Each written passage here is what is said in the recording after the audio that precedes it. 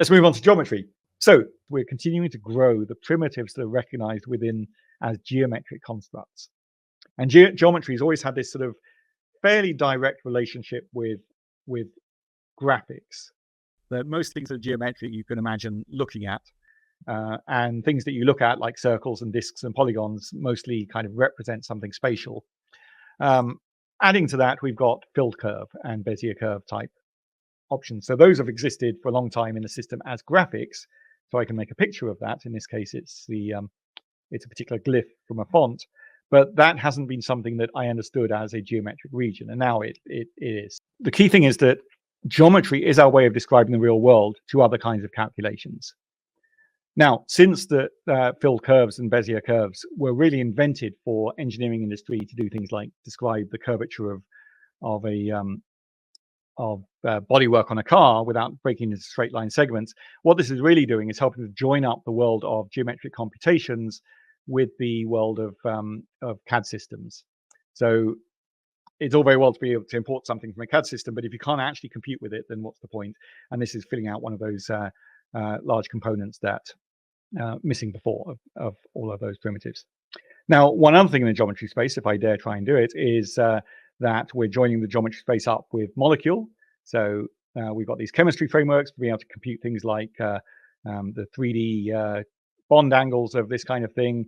There is now a way of turning that straight into a mesh for the geometry system that is effectively the surface area of that molecule once computed into 3D space with, and we've got in the biosequences things like protein folding to be able to figure out what that 3D space is.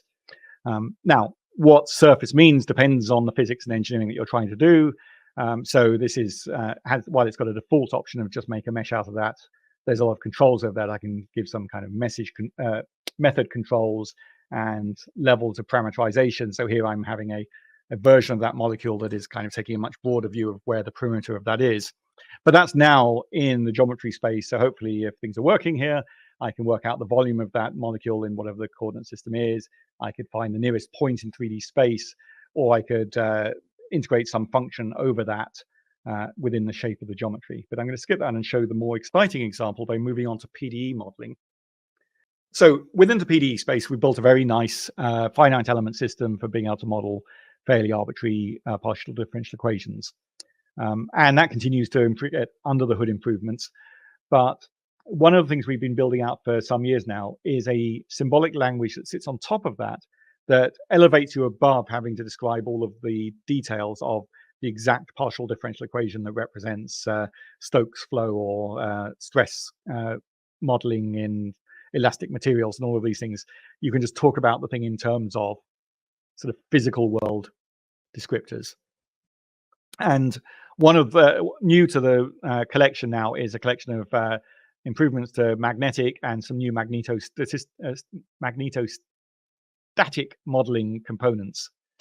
So, for example, if I took that molecule I just had and I wanted to treat it as a bar magnet, as a kind of static magnetism modeling problem within a sphere, then I can talk about that at a much higher level. I can say that it's going to be a member of that model that I just created.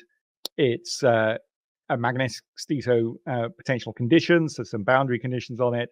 I'm using the geometry to talk about the space I'm trying to solve for, in this case, a ball that's wrapped around it. And here's my PD component. So I'm never getting down into the, the del squared prime kind of just trying to describe magnetics. Built into that is access to materials. I'm not actually using it in the differential equation, but I am in terms of the visualization here to say, let's imagine it's visualize it as if it's made of iron.